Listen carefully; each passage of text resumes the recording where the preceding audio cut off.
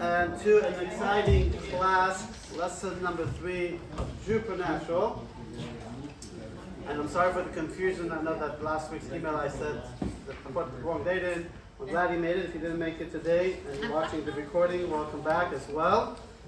And I'll start with the words Kenai Nahara. What does Kenai Nahara mean? Anybody know what? God forbid it will happen.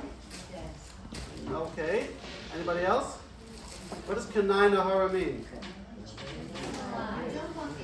Keep away the evil eye. Keep away the evil eye. Excellent. That's true. Keep away the evil eye. So the evil eye is all we're going to talk about today. So I put a big sign outside, no evil eye allowed. Everybody has one. Huh? Everybody has one? Yes, because technically if you designate, this is going down for the centuries, the right eye is designated as OD or oculodexter. Oh, this is eye doctor. And the left eye is designated as OS or oculosinister, or the sinister. Look at that. Love it, doctor.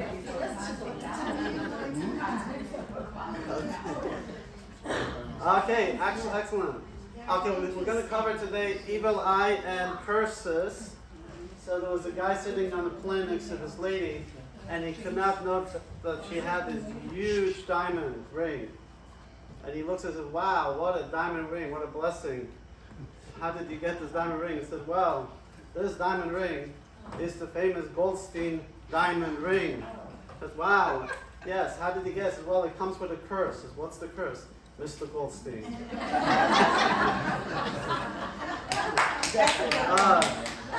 I have to get one out of the way. So, is evil eye something is it real?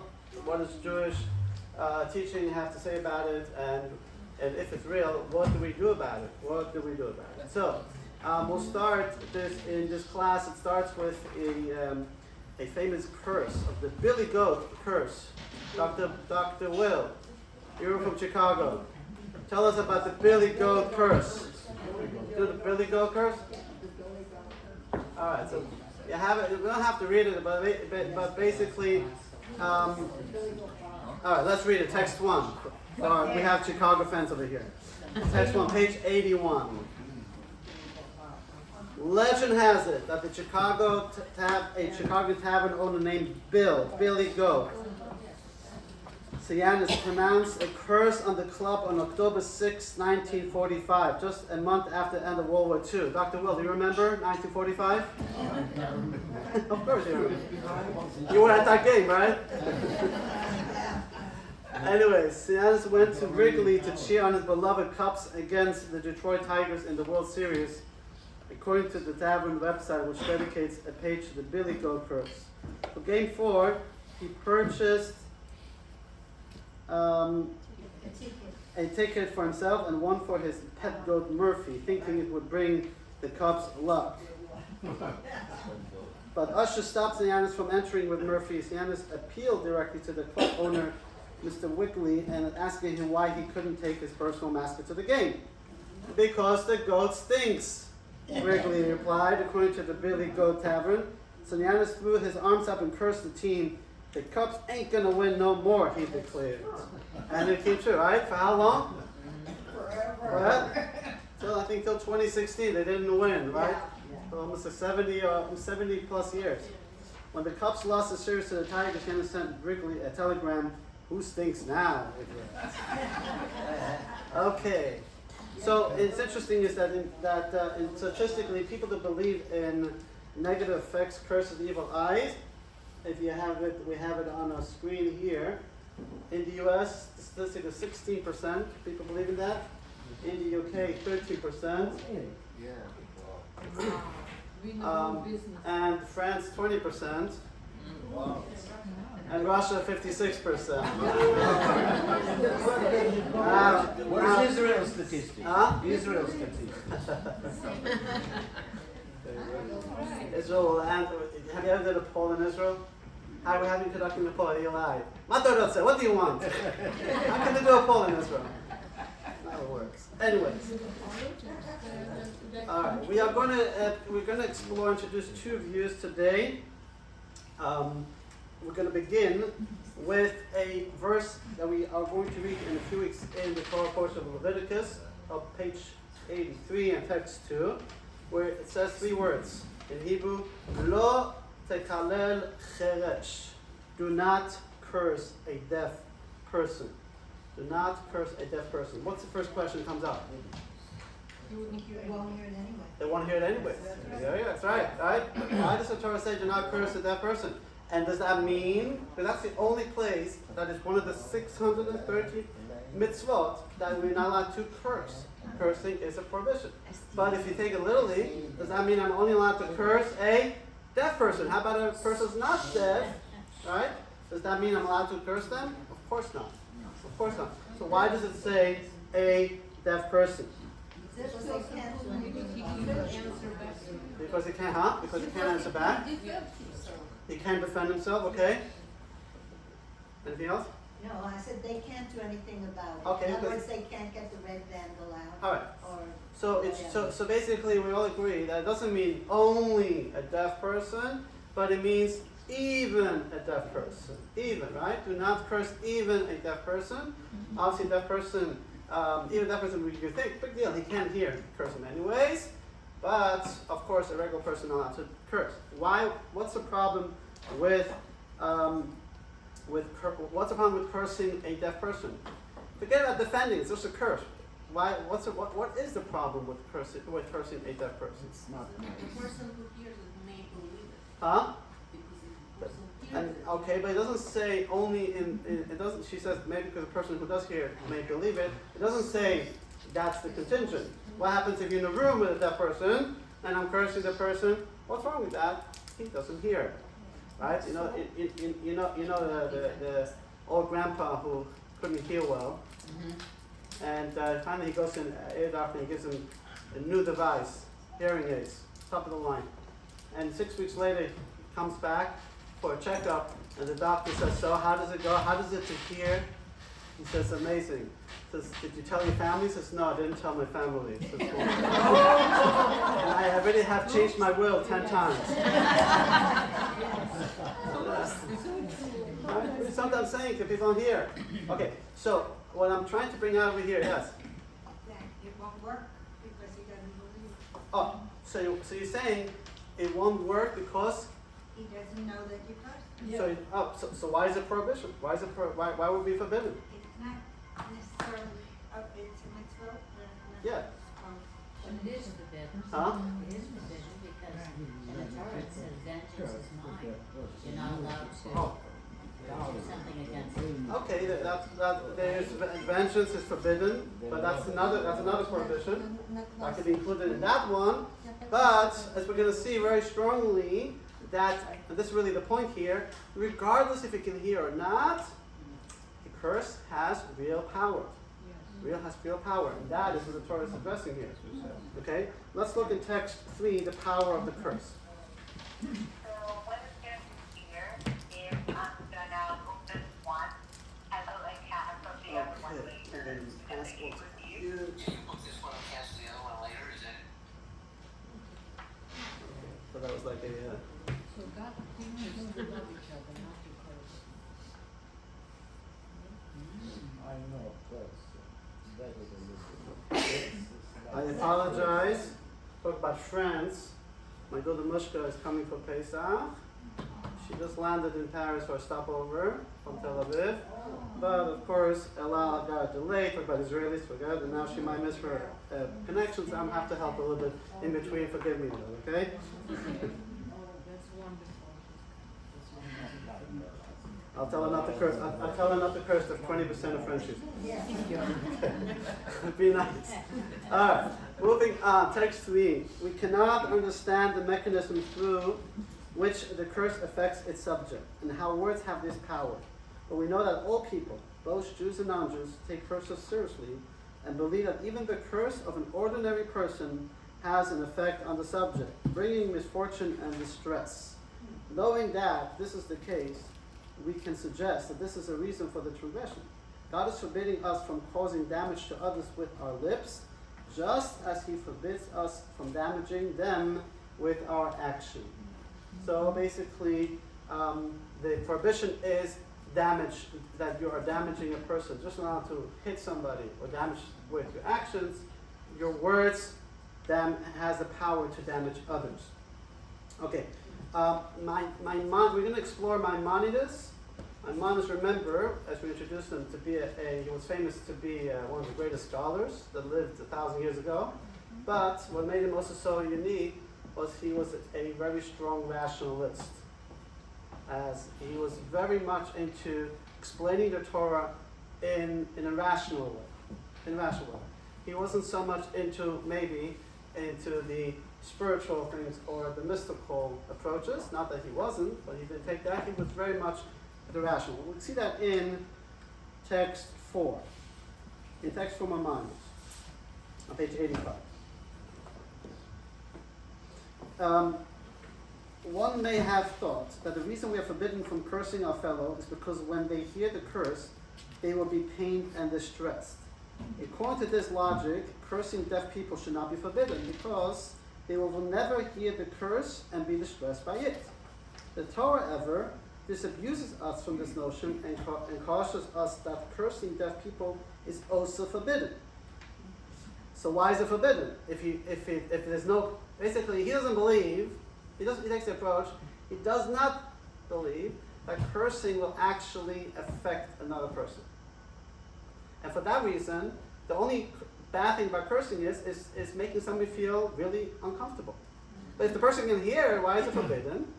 So he writes, the reason for this prohibition is that the Torah is not only concerned with the feeling of the subject of the curse, but with the character of the cursor as well. We are cautioned not to incite ourselves, and you mentioned that, sorry, and to revenge or accustom ourselves to expressing anger. So Maimonides says that the fact is, we're concerned about the person that's cursing, that is a very bad habit, and the Torah asks us not to do so. So hence, even for a deaf person, even though it's not going to do any difference to that person who we're cursing, but it's affecting the person who curses. That is all about curses, right? We didn't talk about the evil eye. No, right? It's about curses, not about the evil eye. How about, what does Torah, because Torah says, what does Torah say about the evil eye? Huh? What? Yeah, let's find out. Let's find out. It was a rhetorical question. Okay. If you don't know. Now, what comes out is that Maimonides argues with the first text that we read from the Sefer HaChinuch, that curses cause physical harm to their subject, correct? That was the first text we read. Maimonides says curses express a person's negative character traits, but actually curses has no real physical harm to their subject. Okay, so what's about the evil eye, and what is the evil eye? So we're going to start with, again, everything we're going to have text-based. We're going to start with a very famous Mishnah from Ethics of Our Fathers on text 5. This is from Avot, page 86. Rabbi Yeshua said, an evil eye, the evil inclination, and the hatred of one's fellows drives a person from the world. So 3 things, right? What are 3 things? Evil eye, evil inclination, and hatred of fellow people. All right, let's go with number C. That's easy, right? We know what that means, right? Hatred of fellow people, we know what that means. We don't have to explain it, right? Evil inclination, what is evil inclination? We each are born with a godly inclination and an evil inclination. Right? Evil inclination doesn't mean we're evil, but an inclination, that potential to be evil, to be selfish. And if we follow our evil inclination, that is, as Rabbi Yeshua says, drives a person from the world. What is the evil eye though? What is the evil eye? Anybody? I want to hear from you. What is the evil eye? Stay away. What is it? Huh? Stay away. Stay away. Stay away. Stay away. But what is the definition? That a person should stay away from giving an evil eye. What does that mean? I mean, evil inclination, I know what it means. It's like a curse. Hatred, huh? It doesn't say curse. So you say, what's a jinx? Give me an example. Give me an example. Huh? Jealousy. Excellent. Jealousy. Good. Anybody else? Okay. Huh? Greed. It's no luck. Huh? You know, it's opposite of lucky. How do you give somebody an evil eye? So, Just a nasty person. just a nasty person by Well, it's definition like- is an evil eye. Yeah. Some people have evil eye they don't even know. Period, yeah. It is a eye that has. Why do you have to do put I know? Well, it's secret. Evil eye is It's not Kind of hard. visible. Okay, An let's. evil eye is not a visible thing. Jealousy is not necessarily visible. Okay, You don't necessarily see that someone's jealous. very good. Excellent, excellent. So let's assume for now the jealousy, that if we are jealous about somebody else, that is casting an evil eye at somebody else. But Sandy says it's nothing visible, right? So let me ask you, would my Maimonides consider that a damage? Would my Maimonides consider an evil eye, be jealous for somebody else, that you're damaging somebody else? No, you're damaging yourself maybe, but not somebody else, remember? If they're Right? not aware of it. Even if they're aware of it, my Maimonides takes the approach, he doesn't believe in that hocus pocus stuff that if I can cast negative energy on somebody else and it has affect somebody else, he doesn't believe in that. So for my Maimonides, really evil eye is very questionable. What does the Mishnah mean by evil eye? We're going to read a text from the Rashbats, who lived a little bit after Maimonides, and he goes as follows. Page 86, text 6. Maimonides explains that the evil eye means greediness. Greediness, sorry.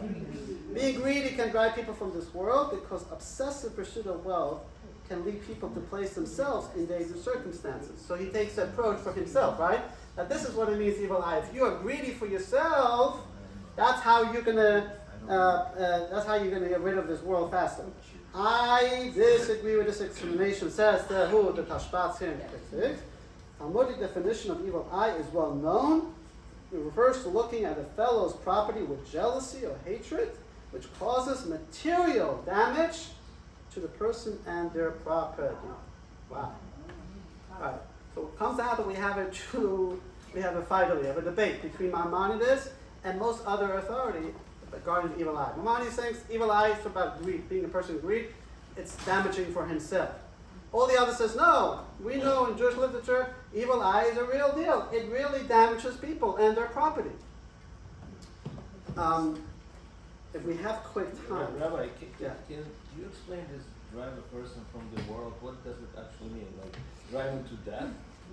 Yes. Either physical death or spiritual death. Okay. Yeah. All right. Oh, wow. That's okay. Thank you. Yeah. How can you drive? Yeah, it drives him crazy. Goes crazy. Goes to that. Jealousy can drive people crazy. Agreed. So, how do we, let's explain this a little bit further. Okay, we have, it's interesting in the appendix. Typically I go to the appendix, but if you go quickly in appendix A, let's see, we're in the back of the book. You have appendix in the back of the book?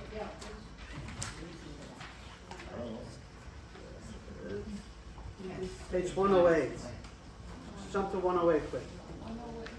Yeah. Let's have a little more fun. To show you how far this goes. So, page 108. The quick introduction. If I have my house and my backyard, or somebody else's backyard, and or a field, right? I have a field, and there's a field, and a native field, and I want to put up but it bothers me that my privacy is open. I want to put up a fence to block privacy. Who pays for the fence? Who pays for the fence? Whoever wants the privacy pays for the fence, right? That's how it works. Not so in Torah. In Torah, you have the right of privacy, and in that case, you have the right to force your neighbor to chip in 50% of your fence. I like that. You like that? What happens if You like that? If he refuses, then what? You go to bed, then go to the court. You go to Jewish law. Go to Jewish law. You come to it. I don't think Judge Judy would do that. All right. Okay. However, now how about a garden? How about a garden? Let's look in text 1 from the Talmud, text 17. the Talmud says, people can compel the neighbor of their garden to participate in building a fence between them. This is in line with the teaching that it's forbidden for people to stand in the friend's field when it's displaying a standing crop, lest they become jealous and cast an evil eye. All right? So what's the problem? The Talmud says that what? Clearly. Why? Not just for privacy. For what? We don't want that my neighbor should watch me in my field and cast an evil eye. It's going to do a damage. So for that reason, my neighbor and I 50-50. Right? But how big of a fence do we go? How big of a fence? 12 feet. Huh? Well, for privacy, we think how much? 6 feet, right? 6 feet is a privacy fence. You can't see. My Maimonides says no. My Maimonides comes in text 18 says, between gardens, neighbors can compel each other to build a fence that is 10 handbreadth tall. 10 handbreadth is like this, like 30 inches. That's not the privacy. Why would he say so? What does it help? What purpose? What purpose? Huh? So again, let me explain this. Let me It's a explain. reminder not to get jealous. Let me explain, if you can follow. This is a little yeshiva style debate and thinking or articulation. What the Maimon is saying? Evil eye. Who does it affect? It affects you. It doesn't affect the other person, right? So you want me to build a fence for what? So that you shouldn't put an evil eye on me. Evil eye has no damage. So just put a little fence. I'll chip in 50-50, so it will be a reminder not to give an evil eye. Right? Be a reminder. But according to the other sages who say evil eye is real damage, 6 feet. 6 feet, right? We don't, God forbid we want an evil eye. Okay, just want to throw this in. I just think my mother just was a better doctor. He was a better doctor. Okay, now let's go back into the class. If you follow along. Where do we find evil eye in the Torah? Fascinating. In the Torah itself. Way before the Talmud. In Scripture. Where do we find it? So you have here in text 88 different stories that mention evil eye. Famously about Hagar's miscarriage. Most people don't know this. Who's Hagar? Hagar. Hagar was maidservant of Sarah, right? Abraham couldn't conceive with Sarah for many years. So Sarah says, okay, take my maidservant. And she becomes pregnant. With whom?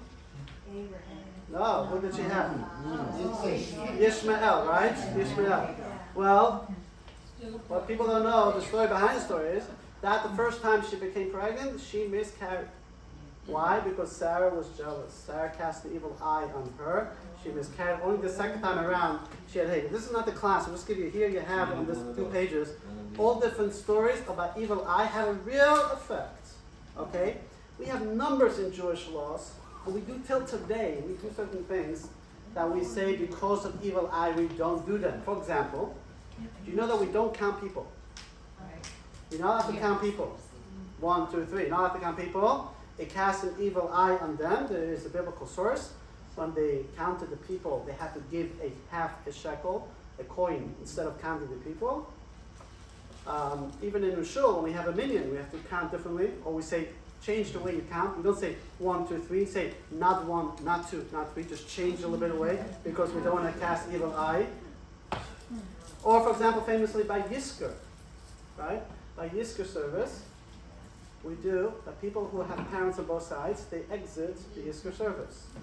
Why? You don't want people to cast an evil eye. Oh, look, they're still lucky. They still have parents. This is real deal, right? Or, for example, and you have these cases here on one of your pages. Again, all the examples. Example, we don't call up to the Torah a father and a son one after another. We try to stay away from these evil eye problems because, God forbid, we want to cast evil eye. We Jews are experts on evil eye, by the way, especially if you know Yiddish. Oh, yeah. Oh my goodness, yeah, Kanai Nahara, Po, you know, all that stuff, right? And by the way, curses, if you Google Yiddish curses, we experts in Yiddish curses like to know others. The most horrible Jewish curses, Yiddish curses you can find, right? One of my favorite is, I don't know in Yiddish. Soll verlieren alle Zähne, verlieren alle Zähne, nur einer soll behalten, soll haben den Weiter. Meaning, may he lose all his teeth, but one teeth shall remain so he should feel the pain. I mean, who makes up such a terrible person? We used to say about mother-in-law. Mother-in-law.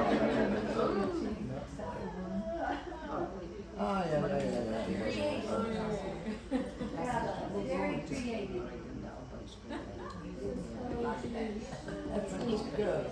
You know what after he did after we went to Israel? He like it's inspired.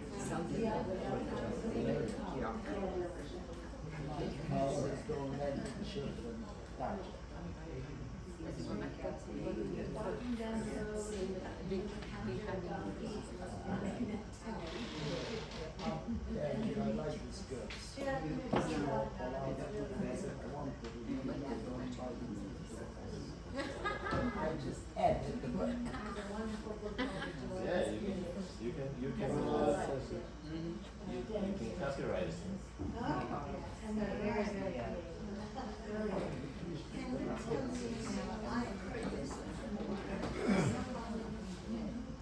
Okay.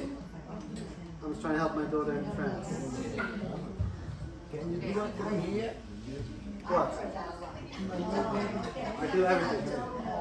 Alright, moving on. Alright, the most obvious, let's go to the evil eye. Let's go. Okay, so we have this debate between Maimonides and Rashbats. We are going to move on to the next thing. But we still did not really define really what evil eye is. So the most obvious evil eye is through speech. Look in text 7, the Holy Chidah, page 91. Okay, we'll learn today that speech is extremely powerful. Why? Not just because, when you say something bad, it hurts somebody's feelings, but speech is the power of creation. Just as we learned in Kabbalah class, right? That God created the world through speech. Doesn't mean physical speech by God, but just a metaphor. And speech is a combination of letters of the alphabet. Whenever we speak, we are also creating energy. Because we are created in God's image, we have the power to create energies. We have the power, as we learned in lesson 1, right? Destiny doesn't decide for us, we actually decide our own destiny. So when we speak negatively, it has a real effect for sure on us, but also on others. Like famously about speaking evil, gossip. We speak gossip, which is called Lashon Hara, which is not today's class, which is another course, probably a 6-week course, just on gossip, right? Yeah, you like it. We're going to come together and gossip, right? Yeah, I like it. But when it says, when the Talmud famously says that somebody speaks Lashon Hara, so speaks negative about somebody else, it affects 3 people. It affects 3 people. It affects the person that you speak about, even if it's true. Even if, we're not talking about curses or faults. Even if it's true. I saw Chaim doing X, Y, Z, right? So it affects the person that we speak about, even if they're not there. It affects the person that listens to it, and affects the person that speaks it. And I think that those 2 are even more powerful, right? That we just love listening juicy gossip, right? But knowing is that you're damaging yourself. And it's so important. So And how much more so when we speak positive. We're going to talk about how do positive. we know where just to talk about or gossip? What, Yeah, what's gossip? yeah, What's what is gossip? the line? Yeah. What is the 6-week course on gossip. All right. Is the book written already? What is this line? Yes. This Yeah, main what's line gossip? that we talk about and the gossip? Very simple. Very simple. Speaking negative about somebody else. If it's true, for sure if it's not true, right? Don't say it, don't speak it. And if you're in the room, try to leave or try to say, I don't want to hear. I don't want to hear, right? The only time that you might allowed to hear, if it's actually going to affect you, meaning if there's a benefit of listening because it can damage you. Somebody, I just found out this guy is trying to get you to do this and this to you, right? So then I am obligated to prevent any harm. But 99% of gossip, it's not that category, right? It's just juicy gossip, right? It will put all the news outlet out of business, completely out of business, right? That's right. Okay. So, let's look at text 7. When people, on page 991, when people commend the wisdom, wealth, family of others, they must bless them that they not be affected by the evil eye. When we say something even positive, right? Oh, look how beautiful that person is. Look how successful. Look how wise that person is. Even if we mean well, what should we say? Here comes the famous word, right? Yes. I'm saying this purely not to cast an evil eye. By saying Kanainahora, I'm already kind of framing my words that I'm purely saying it because I'm happy for that person. Because too many times people say, yeah, oh, did you see this guy's car? Did you see this guy's house, right? And what is it? You're jealous. You're casting an evil eye, and we don't want to do that. All right. Now, what time we get? Okay. So if you're jealous and you say K'nei Nahara, Then you're forgiven. then it's not an evil eye. Correct. Then you are it's a reminder for yourself and to the person you're telling it. Let's not cast an evil eye. So it Okay. negates the Well, jealousy. yeah, exactly.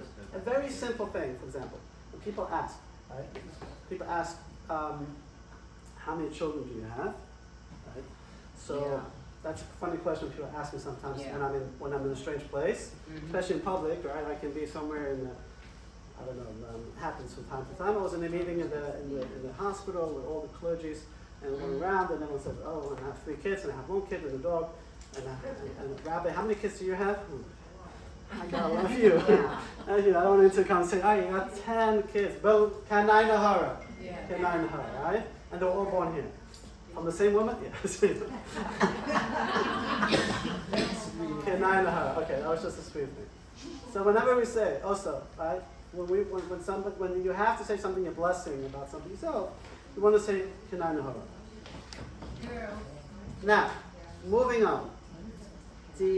Text 8, let's read this text and let's take apart this text. Now the Or Chaim, I want you to just see where he lives on page 93.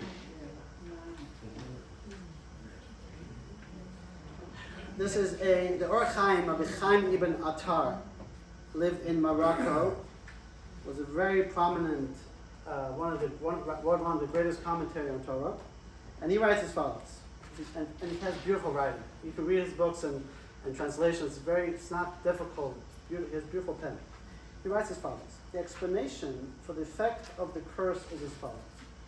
God has great patience for all transgressors, both the righteous who transgress on occasion, as well as the wicked who transgress intentionally.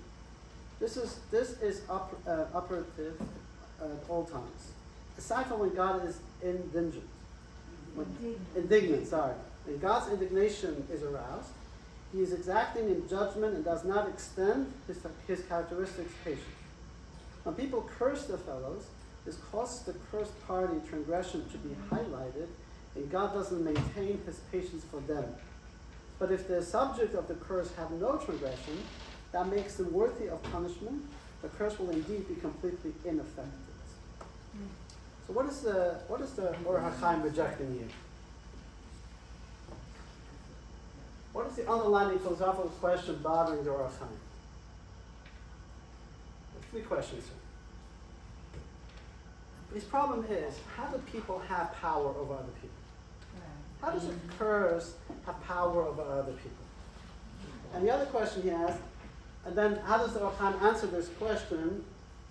And so, what does he say? He says something fascinating. He said God intervened. God intervenes. How so? He said, why? Because God can operate in a level of judgment, or God can operate in a level of mercy. Right? So the 2 operation modalities that we spoke in Kabbalah class as well. Right? difference between a teacher and a parent, right? Teacher is much stricter than a parent, correct? Right? Famously, there was a kid who had his father was also his teacher, right? And his father was also his teacher, so because the father wanted to show that just because I'm your father, I'm not going to be extra nice, he was extra strict with that kid. So one day the kid was really bothered. The kid comes home and says, "Father, are you a teacher now or are you a father now?" He says, "Well, now, well, I'm your father. Can you please tell my teacher to be nice to me?" So generally we say Avinu Malkeinu, right? Or Shana, our Father, our King. Why do we approach God as our Father and our King? Which one is it? Does he have an identity issue? Which one is it? He's both, right? He's both.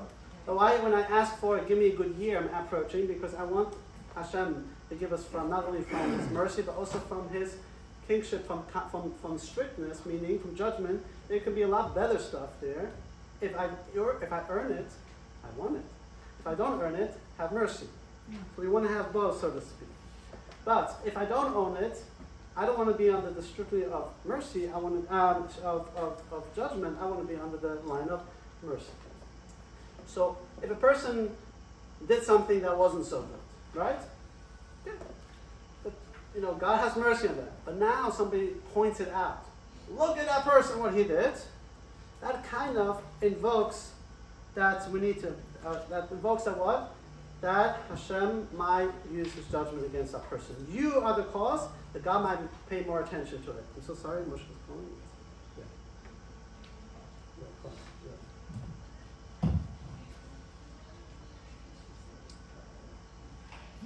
Yeah, you have to check it. You have to check it. That's the word. Safe travel, Monica. Okay, she got it. She got it. No, she didn't. Whatever. Let's figure this out.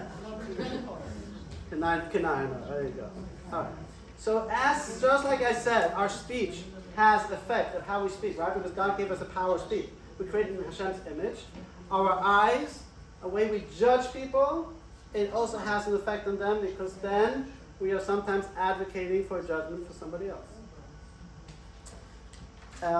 Also spiritually, the Zohar takes the same approach in text 9. And here's a little bit more spiritual, more mystical. And basically between concealment and revelation. Let's look at text 9, page 94. God operates on two levels, concealed and revealed. The revealed level is that of worldly justice, while the concealed level is the source from which all blessings emerge. As a result, all of a person's conduct that is concealed is saturated with blessing.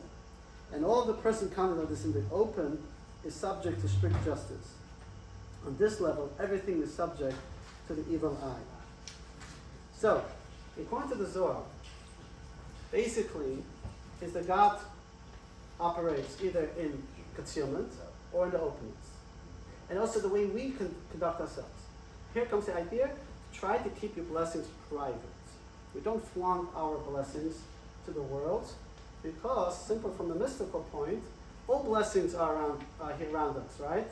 But if we keep it in a concealed way, we also are tapping into a concealed level of godliness that is infinite, where there's much more blessings flowing.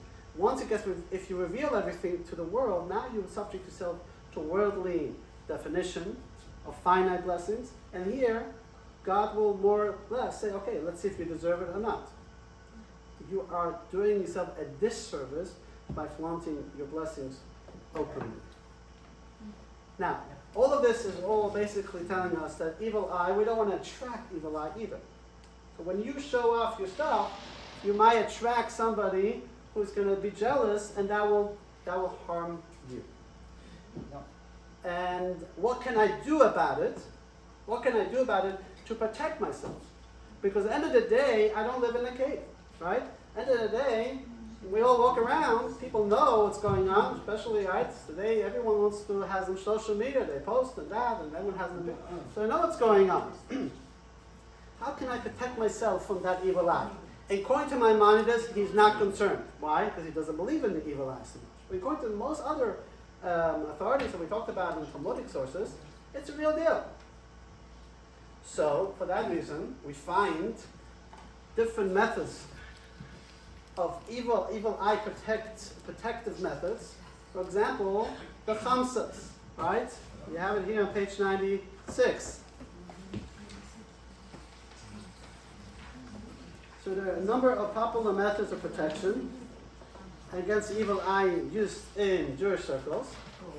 One of them is famously the khamsa. The khamsa in here, it actually comes from Arabic, right, which means five, referring to 5 fingers, which the Hebrew letter Hey is refers to Hashem, which basically it's a symbol of protection. By the way, here it talks about the red string for a moment, right? You heard about the red string, right? Oh yeah. Oh yeah, oh yeah. So, but if you read over here on page 96, wearing a red string on the wrist is a popular contemporary charm, considered by many to be Jewish or Kabbalistic. Red strings are absent from traditional Jewish sources, and many Jewish authorities even consider them forbidden due to their similarity to ancient pagan practice. Wow. And Rabbi Weiss says, I have not found any Jewish source that asserts that a red string is effective against the evil eye. These practices are forbidden as pagan conduct, wearing a red string on one's finger. Can I please have your red strings? Starting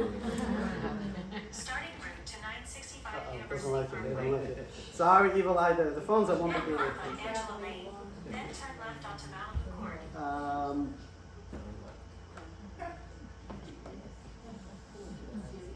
Okay. And you have different things. Amulets are very popular. And I want you to look in the next page about where it says the Lubavitch Rebbe strongly endorsed, encouraged the custom of hanging a sign with Shir LaMa'alot. So you see this little picture? Yeah. And in it is a chapter of Psalms. It's a sign. And we have the custom to put it near a newborn and the mothers. But the Rebbe emphasized a different reason for this practice. And we'll read over here. The Rebbe, there's a well-known ancient Jewish custom. Jewish customs are part of Torah. They hang placards with divine names, verses from the Torah. Shir LaMa'alot and the like as protective devices for the mother and newborn child. This is done both for the labor itself, that it should go well, and also for the period immediately after the birth.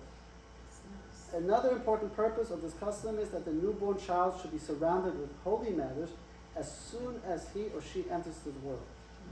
It is known that even the things newborn children see and hear have a long-term effect on them, and is reflected in recent discoveries in the field of psychology. And therefore, when a child is surrounded with holy matters, this brings additional blessing for success in raising him or her to Torah study, marriage, and good deeds, and some others. Okay, but this is not an evil eye. So this is the surrounding a baby. This is really when we have a newborn, we put that right away. We put it in the labor room. We put it in the crib. We hang it over the front door of the house, of the bedroom of the baby. We keep these just as surrounded with holiness. But is it also protection from evil eye? now, this is very important. It's not nowhere does it clearly have any clear directive about that all of these amulets and khamsas work to protect us from evil eye. It doesn't say anywhere in Torah. This is kind of like, you want to protect yourself by adding some holiness in your environment. However, and here's really the big however, there is one thing that you can do, and we're going to talk about two things actually, that will protect you from evil eye, 100% evil eye, 100%. That is much, much more powerful than any of those khamsas and amulets and red strings, and that is the power of doing a mitzvah. Okay? Because sometimes we are focusing on all the wrong things while we're not taking care of the priority. So look at the Rebbe writes in text 10. Here was a letter to a lady who turns about, asked the Rebbe, what should she do about the evil eye? And the Rebbe writes as follows. If your mezuzot are kosher, and most importantly, your daily conduct is in accordance with Torah law, it is absolutely impossible for the evil eye to have any effect. 1 second. Multitasking. Yeah, multitask today, I'm sorry. You're allowed. You're allowed. Okay. My baby. Alright. It's absolutely impossible for the evil eye to have any effect on you on the most basic level, firmly resolving to align your daily conduct with the guidance of our living Torah and to observe the mitzvot about which we are told you will live with them is God's command. In addition, this is the path to receiving God's blessing in everything that you need. So, the Torah and mitzvahs are God's path to life. It's the manual for life. So the Rebbe is telling that lady, if you have a kosher mezuzah, if you conduct yourself according to Torah, there's nothing to worry about. Nothing can change your destiny. Nothing can have effect on you because you are protected from the very protective source of life. We talked about earlier, right, about people pointing out to something that they will arouse maybe a judgment. So if you're worried about the evil eye, just do your prayers, do your mitzvot, and nothing outside of that can influence or penetrate. And second of all, just like other people have the power to point out something negative or positive, how much more so we ourselves have the power. So when we do an extra mitzvah, if you start your day with saying a prayer, or giving tzedakah, or make sure your mezuzah is kosher, you're boosting your own source of blessing to flow in. And that brings us to the importance of privacy. Yes? So, we're talking about cursing, but what about blessing people? We're getting there. Okay. Yes, that'll be the last part of the class. And before we get to the blessing, so this again clear. My mind is in general not even concerned about the evil eye, right? You know, the fact we also know that the evil eye is not like a fist, that the evil eye will damage somebody else. It has more of a potential, according to most authority, to draw some type of attention that can trigger judgment against you. So how do I protect myself? Just protect yourself with your mitzvahs and with your prayers, and you're good to go. In addition, we spoke in last week's class, don't get so obsessed about it. Trust in Hashem, that Hashem is in full control. The more you're going to live your life in fear, you're also drawing the attention of those negative energies. Right? So the best way is not to think about the thing. So, in my opinion, all these red strings that somebody's obsessed about them. So if you want to wear it because you have something from Israel, fine, wear it, enjoy it, right? But if that becomes your obsession, that this is the only thing that you're doing to protect yourself, you're actually doing a disservice. You're drawing it towards yourself, drawing attention to it, So right? something like this just keep you warm. To keep you warm. Yes. No, you need to wear this, Rabbi. And after class, Rabbi, you our need to dear wear Rita, she actually makes these beautiful chamsas. Yeah. She makes beautiful chamsas. And has beautiful chamsas with evil eyes, the good eyes on it. And you're happy to buy from her. I like it because eventually, well, she doesn't use it for that. She makes the money and she gives it tzedakah. So it's you giving tzedakah. And that all works. It's a win-win situation. It is the best thing. So anybody who would After like class, it, just after take class. it and put $10 in tzedakah. And the tzedakah box, Yeah. they are nice. More important is make sure you have a mezuzah, a kosher mezuzah, or mezuzahs around your house. But let's go finish. I'm going to finish the class and then we can have more questions. Can we wait till the end? Huh? Okay. We have a very famous story in the Torah about a non-Jewish prophet who was hired to curse the Jewish people. And his name is? Bilam, right? Bilam. Right? In the desert, he gets hired to curse the Jewish people. He goes on the mountaintop and he's about to curse the people. And what does he do? Text 11. Look over here. The curse fails. Big time. Because when Balaam raised his eyes and saw Israel dwelling according to its tribes, the Spirit of God rested upon him and he proclaimed his message. Ma tovu ahalecha Yaakov. How goodly are your tents, O Jacob, your dwelling places, O Israel. Look, there's a picture from the desert. Let's go to the picture and have it. Can you see this? He looked at the people camping in the desert. And when he looked at he saw the tents were beautiful. And we say this prayer every morning. Ma tovu, right? Oh, halach Yaakov. How good are the tents of Jacob? What was so good? Do you see central air conditioning? No? Do you see a pool? Do you see? No, I don't see anything. What was he so excited? He saw it and he started to praise the Jewish people. And there's a text 12, the Kli Yakar says, he saw something amazing. Balaam proclaimed how goodly are your tents, O Jacob, because he saw that the entrances of the tents were not aligned opposite each other, so that no one would be able to see into the fellow's tents and harm them with an evil eye. Balaam said to himself, I cannot curse them with an evil eye, because this is something they are so particular about themselves. The evil eye cannot affect people that live privately in the tents and don't flaunt themselves publicly. And so, privacy generates protection from the evil eye. And I want you to watch this.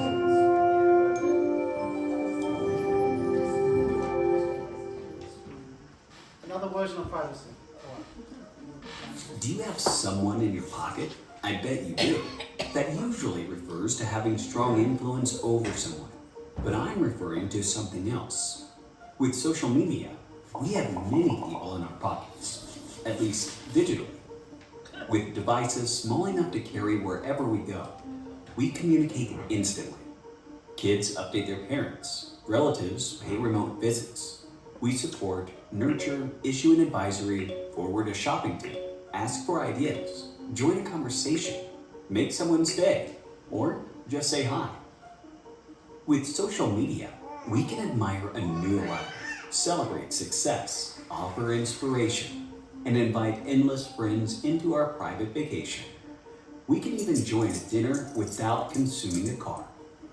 So yes, social media delivers your social world into your pocket and delivers you into other people's pockets.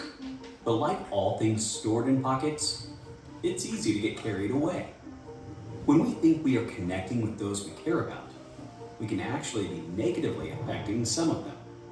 That's because each person has their own successes and failures, good times and bad. You might be feeling on top of the world, but someone else is at the bottom. You might feel like you've made it, while someone in your audience feels like they'll never. Think about it. You move into your dream home and want to share your excitement. But how might that make someone struggling to keep their cramped quarters feel? You capture a hilarious video of your boisterous brood and are itching to share the joy. How might someone desperate for just one react internally to that? Your perfect relationship pose has been captured digitally. You're proud to pose. How might that be taken by someone whose self-image has been worn down to the bone by a difficult relationship? The ideal vacation includes posting manicured images of its highlights. What might that do to the emotions of someone who dares not hope? You're in dazzling attire. Why not reap some online admiration? What might that mean to someone struggling with their body image? So, is there anything wrong with sharing proud, cute, and memorable moments? Not at all. But here's a dose of wisdom that might help strike a balance. You see, modesty has traditionally been a trademark Jewish value, and its basic ideas run something like this. Not everything has to be shared. Privacy makes an experience more meaningful, not less. Not everything shared publicly has to be shared completely. Consider whether what you share will arouse jealousy. Estimate in advance how individuals might react internally to what you display or disclose. Will they feel delighted or dismayed, enlightened or depressed, inspired or deflated? Put yourself in their sandals for a moment. So, before sharing your next slice of your life, you might want to ask yourself, am I sharing an important update or am I flaunting? Will this make people genuinely happy for me? Or will it invite jealousy and resentment? How many images or posts of this do I really need to upload? Is it realistic or a heavily manicured impression of reality? So it turns out that having people in your pockets is not enough. We've got to have them in mind too. Very good. That was nice. Alright, let's show it to all our teenagers. Look at this. Put this on social media, right? Exactly. Alright. Which comes to the last part of this class. And we all can do better about this. To keep things. Modesty is such an important Jewish value. Modesty. And by the way, it says actually about tzedakah that the question is, sometimes people give only because they want the name on the building or they want the plaque, right? So people say, my mind has 7 levels of tzedakah. I have to get tzedakah. Do you know what's the highest level of charity? Actually, it's interesting. My mind is not connected to this. What?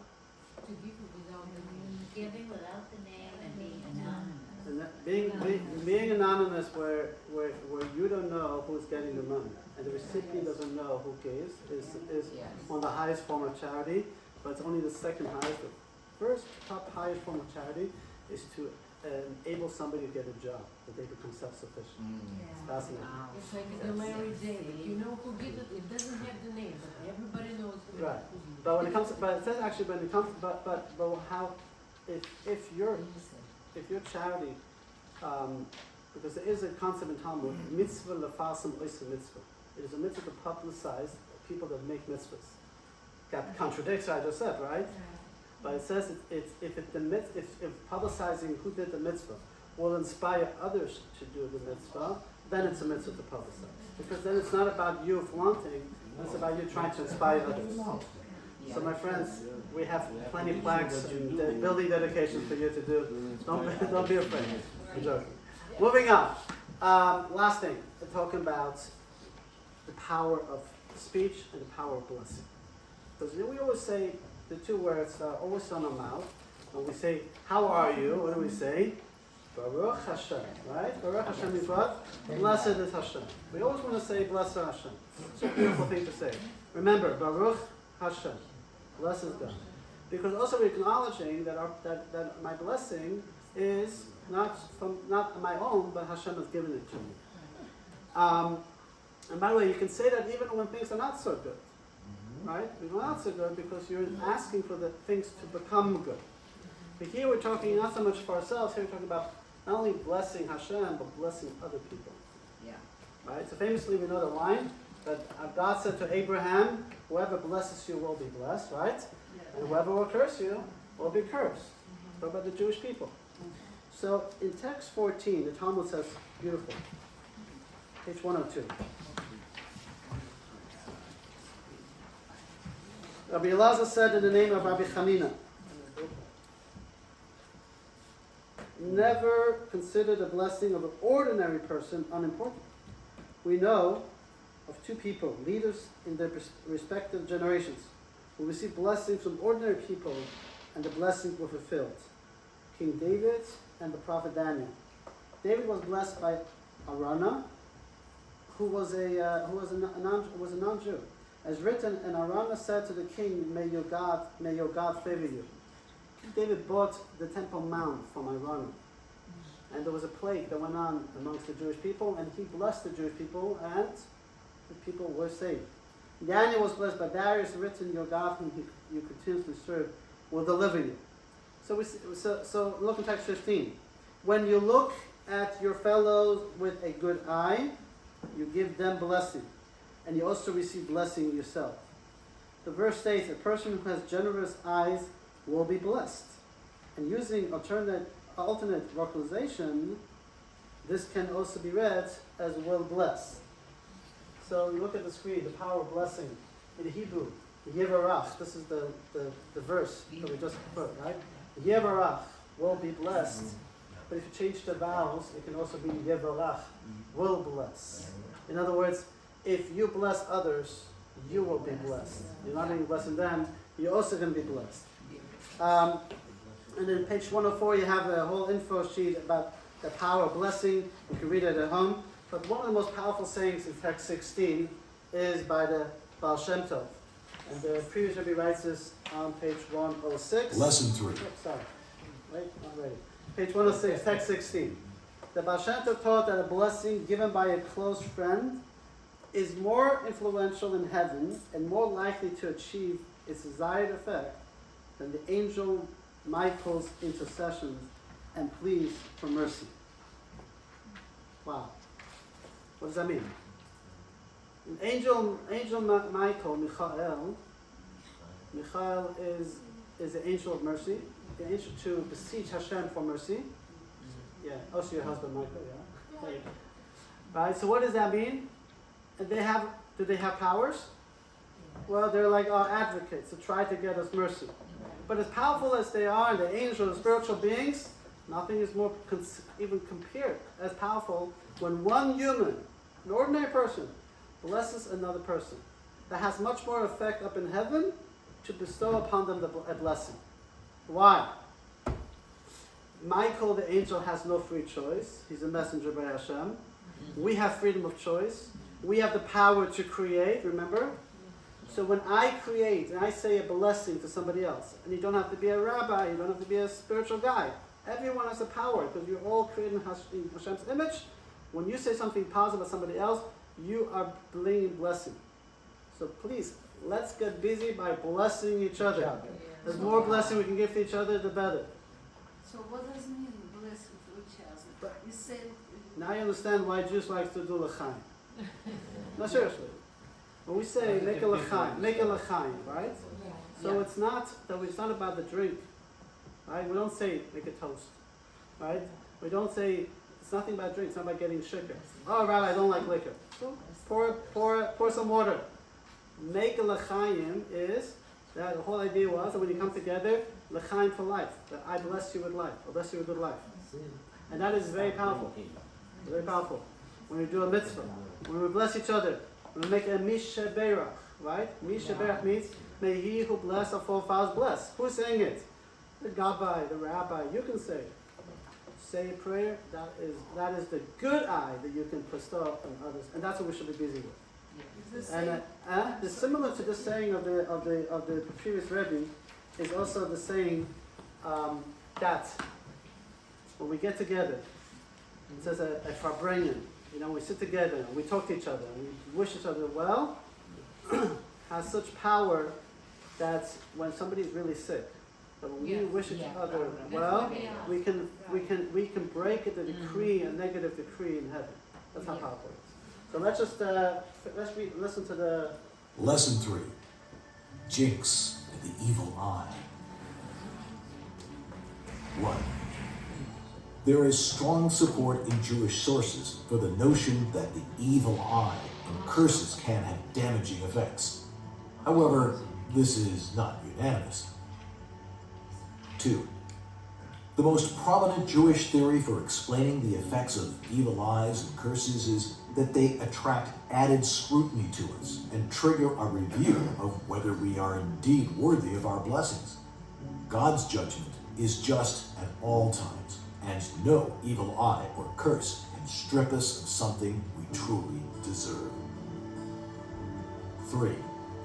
The most effective way to protect ourselves from curses and the evil eye is through being more private. When we live modestly and don't unnecessarily flaunt our blessings, we avoid scrutiny of our worthiness, and we develop a relationship with God that is personal and intimate rather than correct and formal. 4. Our words and eyes have power. When we look at others favorably and wish them blessings, this has a real positive effect for us and them. All right. Next week we're going to meet the demons. Next will be fun. Last class will be next week. Thank you very much. Those who are still want to join us for the Seder, we'd love to have you, but Freddie, know. And on Thursday we are packing matzahs. If you want to help out, let Freddie or Rabbi Yosef know as well. And okay, I got to run. Waiting everyone.